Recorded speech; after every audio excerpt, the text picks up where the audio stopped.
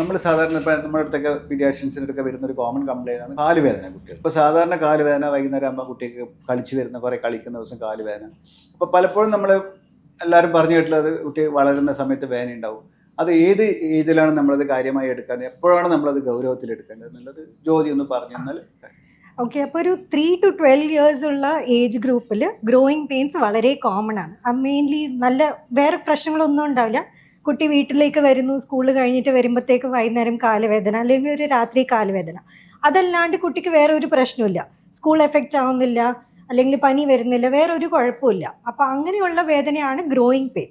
പക്ഷേ ഇതല്ലാണ്ട് കുട്ടിക്ക് സ്വെല്ലിങ് വരുന്നു, ഏതെങ്കിലും ഏരിയയിൽ വീക്കം കാണുന്നുണ്ട്, അല്ലെങ്കിൽ മോർണിംഗ് രാവിലെ എണീക്കുമ്പം കുറേ നേരം കൈ അനക്കാൻ പറ്റുന്നില്ല, കാലനക്കാൻ പറ്റുന്നില്ല, നടക്കുന്ന രീതിയിൽ വ്യത്യാസം കാണുന്നുണ്ട്, വെയിറ്റ് നല്ലോണം കുറയുന്നുണ്ട്, അല്ലെങ്കിൽ കുട്ടിക്ക് ഉറങ്ങാൻ പറ്റുന്നില്ല, രാത്രി ഭയങ്കര കരച്ചില്ല, അങ്ങനെയൊക്കെ വരുമ്പം ഡെഫിനറ്റ്ലി ഇത് ഗ്രോയിങ് പെയിൻസ് അല്ല, വേറെ എന്തെങ്കിലും കാരണം ഉണ്ടാവും. അതിനായിട്ട് നമ്മൾ നോക്കണം. ഇപ്പോൾ ചുരുക്കി പറഞ്ഞാൽ നമ്മൾ റെഡ് ഫ്ലാഗ് സൈൻസ് വരെ അത് ഉറങ്ങാൻ ബുദ്ധിമുട്ട്, ജോയിന്റ് സ്വെല്ലിങ് വരിക, കുട്ടിയുടെ നടത്തത്തിനെ ബാധിക്കുക, അതുപോലെ കുട്ടിക്ക് നമ്മൾ വിളർച്ച പോലെ ഉണ്ടാവുക, ശരീരത്തിൽ എവിടെയെങ്കിലും തടിച്ചു പോകുക, ഇതിനൊക്കെ അതിന്റെ കൂടെ വന്നാൽ നമ്മൾ തീർച്ചയായിട്ടും അത് റെഡ് ഫ്ലാഗ് സൈൻസ്. അപ്പൊ അതിന്റെ തുടർച്ചയായി നമുക്ക് നമ്മുടെ എല്ല് രോഗവിദഗ്ധനോട് ചോദിക്കാം.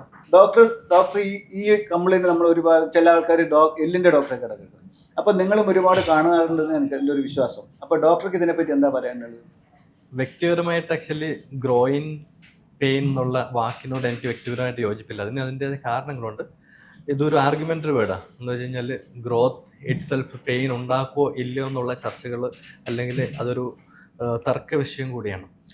അപ്പോൾ ഞാൻ എപ്പോഴും ഇതിനെടുക്കുന്നത് ഗ്രോയിൻ പെയിൻ എന്ന് നമ്മളൊരു ഫിസിഷ്യൻ സ്ഥിരമായിട്ട് എഴുതുമ്പം അതൊരു ഞാനടക്കമുള്ള ആരുടെ ആണെങ്കിലും പെയിനിൻ്റെ കാരണത്തെ അല്ലെങ്കിൽ അതിൻ്റെ പത്തോളജിയെ ഡിഫൈൻ ചെയ്യാൻ നമ്മൾ ഫെയിലിയർ ആവുന്നു, അല്ലെങ്കിൽ പലപ്പോഴും ഡയഗ്നോസിന് ഡിലേ ആവാൻ ഇത്തരത്തിലുള്ള വേർഡിൻ്റെ യൂസേജ് ഗ്രോയിൻ പെയിൻ എന്ന് പറഞ്ഞ് വേഗമായിട്ടുള്ള അല്ലെങ്കിൽ ജനറലൈസ് ചെയ്യുന്നത് സഹായിക്കും. ഒരു ഉദാഹരണം പറയുകയാണെങ്കിൽ, റീസെൻ്റ് ആയിട്ട് ഒരു പേഷ്യൻറ്റിന് ഏകദേശം 4-5 മാസത്തോളം ഗ്രോയിൻ പെയിനായിട്ട് ട്രീറ്റ്മെൻറ്റ് നടന്നുകൊണ്ടിരിക്കുമായിരുന്നു. അപ്പോൾ അതിൽ മാറാത്തത് കൊണ്ട് എൻ്റെ അടുത്ത് വന്നപ്പം ഞാനതിനെ ഡയഗ്നോസ് ചെയ്തത് patient was having discoid meniscus with meniscal tear. അപ്പം ഞാൻ പറഞ്ഞത് ഗ്രോയിൻ പെയിൻ എന്നും നമ്മൾ നിസ്സാരവൽക്കരിക്കുന്ന എന്തും മറ്റെന്തെങ്കിലും ഒരു ഡയഗ്നോസ് ആവാൻ സാധ്യതയുണ്ട്.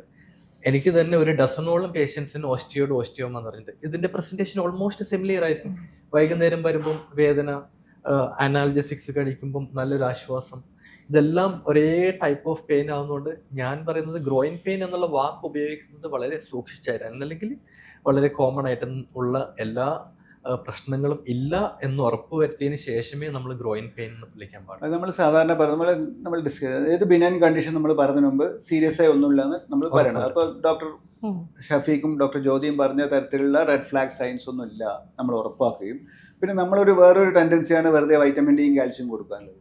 അപ്പോൾ അത് ഞാൻ ജനറൽ പീഡിയാട്രിഷ്യൻ ഞങ്ങൾക്ക് കാണാൻ നമ്മളടുത്ത് ഒരുപാട് കേസ് വരുന്നുണ്ട്. നിങ്ങളെടുത്ത് വരുമ്പോൾ മിക്കവാറും ഞങ്ങളെടുത്ത് വരും.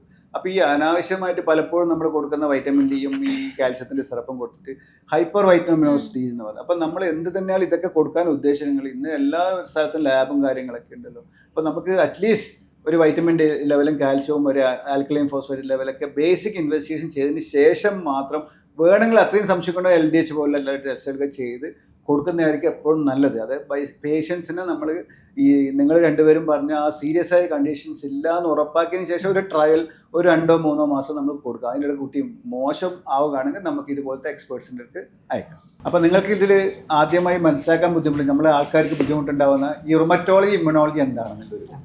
അപ്പോൾ ഡോക്ടർ ജ്യോതി, നിങ്ങൾ ഈ റുമറ്റോളജി ഇമ്മ്യൂണോളജിയിൽ എന്ത് തരം രോഗങ്ങളെയാണ് നിങ്ങൾ ഡീൽ ചെയ്യുന്നതെന്ന് നമ്മുടെ പ്രേക്ഷകർക്കായി ഒന്ന് പറഞ്ഞാൽ.